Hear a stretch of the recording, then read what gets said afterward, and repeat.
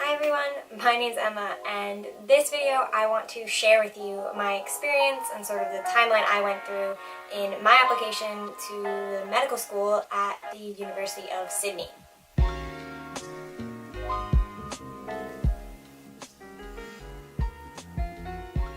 So before I get into all of the nitty-gritty details of my application experience, I do want to preface that I'm Canadian and I'm applying to attend school in the 2019 starting cycle. So I did my application throughout 2018, and if you're applying at any time next year or the years after, things might be different, so make sure you always refer to the school website. And in this case, that's the University of Sydney website for any information. Like I've already said, I'm Canadian and I've applied through this really awesome service called USyd, and I can give you more information about them as well if you'd like. But for now, we can just jump into how I felt the application went with the University of Sydney and what my results were. So, let's go. So again, I applied through an application service called USyd, and on April 26th, USyd emailed me saying that my application had been submitted to the University of Sydney. I just have my notes down here so I get the dates exact. On July 16th, so April, May, June, July, so about 3 months later, I heard out that I was actually rejected from the first round of interviews, and that was a little bit upsetting. I didn't really know if I wanted to go to the University of Sydney or not yet, but still getting any sort of rejection is a little disheartening. So mid-July, I was rejected from the first round of interviews, and they said that more interviews may open up, but I wasn't sure how much that was just pandering, saying, oh yeah, you might get a chance, or if that actually meant I could get a chance. And then lo and behold, on July 26th, so about 10 days later, I received an email invitation to interview during the second round of interviews. And of course I jumped on that chance because I never want to close the door for myself, even if I wasn't sure on whether or not I'd want to attend the university. So I booked my interview. It was really easy. There was an online portal which booked in Australian time, but they also linked you a meeting request website so you could kind of see what time it was in Sydney compared to what time it was for you. So I chose a 7 p.m. evening time for me, which was morning but not too early in the morning for those of them that were in Sydney. And I will warn you, jump on those chances as soon as you get that invitation for interview, because the spots fill up, and some of the spots were at like 2 or 3 a.m. our time, and I just know I wouldn't want to be doing an interview in the middle of the night. And then on August 9th, I had my interview, and I do think I have a couple clips of my University of Sydney interview. Sorry, not clips of the interview, but clips from that day. The interview with the University of Sydney was really great. It was held through Skype. I typed in a question for you. Obviously, they've all been deleted, and I'm not going to tell you any of the details about the questions for privacy reasons. They typed the question, you read out one sentence just to confirm that you had the right one, and then you kept reading in silence. You had, I think it was about 7 minutes to talk to the one person about your response. They had some other leading questions for you, and if you were done in the 7 minutes, then you just kind of sat with the person across from you online, and then a bell would go off, they would get up and rotate, and an assistant would come and put in a new question that wouldn't be sent until the new person came down. I actually kind of liked the University of Sydney interview. I found it kind of fun. I got to meet a few people. I think there were staff members and maybe another student, I'm not sure. But it's kind of funny because unlike an in-person interview where you would wait outside the door until you were allowed in, this person was sitting down in front of you sometimes a minute, 30 seconds early, and they had to test that the sound was working. So I think we chatted a little bit about the weather, a little bit about just where I was from, and it actually felt like I got to know the person, so it felt a little bit more conversational than it might in an in-person interview. So I didn't have any technological difficulties. Of course, I had everything plugged in via Ethernet and power and everything, and it actually felt like it went really well. I left that interview actually feeling pretty energized and feeling like I had a little bit of fun doing it. It wasn't my first, so that may have been something. I may have just been more used to the whole process. And then a few weeks later, August 23rd, I actually received my email acceptance. And that was really exciting. I'll talk a little bit more in another video about which school I actually choose to go to.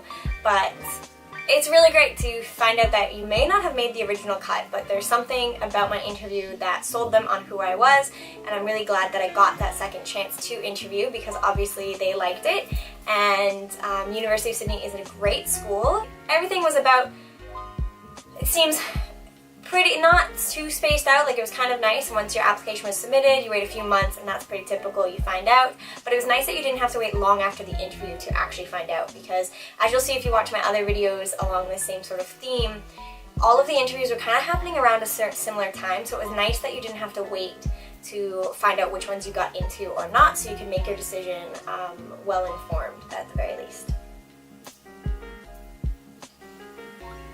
Some of the nitty-gritty details that you might want to know about the University of Sydney, at least their med school program. It is a 4-year program, as are all of the programs that I've applied to, so very typical and very similar to the style of education in Canada. They do 2 years sort of preclinical and 2 years of clinical. There's about 325 students admitted into their first cohort, so admitted in their first year, and about 80 of those are international students. So you make up not quite a third of the cohort that you're within, and but pretty big class, and it's nice to know that you would be with a lot of other international students. That may not be a lot of other Canadians, but it's at least a lot of other students that are living away from home like you. Good morning, guys. So today is the USyd interview day. I just got up, obviously showered, and I'm going to work. It's also in the evening, so it'll probably be the same routine that I did for Macquarie. I just went to work, hung around afterwards, you know, tried to relax, and then jumped into the interview. I'm pretty tired today. After the Macquarie interview, I'm just feeling drained and haven't been like sleeping well or like on my schedule well. So we're gonna have to caffeinate today, but I think it's gonna be good. You know, after getting one of them under my belt, I feel a little bit better about doing MMIs through Skype in general. So here I am back in my boss's office, you know, about 2 hours before I have to be online. I just hang out after work, and I'm just not feeling interview ready. I think having 2 in the same week kind of sucks. That first one was really draining, not because it was a lot of effort. I mean, I obviously was nervous leading up to it, so I was quite physically tired at the end of the day without realizing it, but I was just emotionally drained at the end of that day. You know, you start questioning things, you start wondering, oh, should I said this, should I said this, and there's no way to know. So then you don't sleep well that night, and then the next day is just thinking about all the things that you have to do because you've been preparing for interviews instead. So it's just, there's just a lot. But I'm gonna try to, you know, snap myself out of it, get myself kind of turned on some makeup so I don't look like a ghost on Skype, drink some caffeine and some water, and just, you know, pump myself up for another opportunity to get into another awesome med school. This might be helping a bit, maybe keeping myself a little accountable, I don't know. But yeah, I'll update you later. So we're all set up. I'm hooked up to my computer. My computer's hooked up to the wall. Both power and internet, just in case. And I've got about 40 minutes till the interview, but about 10 minutes until they're supposed to test call. In the information we got, it says that about approximately 30 to 20 minutes beforehand, they will test call and make sure that the connection is good, that they can hear you, see you, that you can hear them, see them, and that you can receive messages like text through Skype. And then you have to stay there. I'm pretty sure that once the camera's on, you're not allowed to leave or, you know, like leave view of the camera. You can get up and stretch your legs, but you're not allowed to walk out of like view of the interview, which, I mean, makes sense. It's replicating something in person.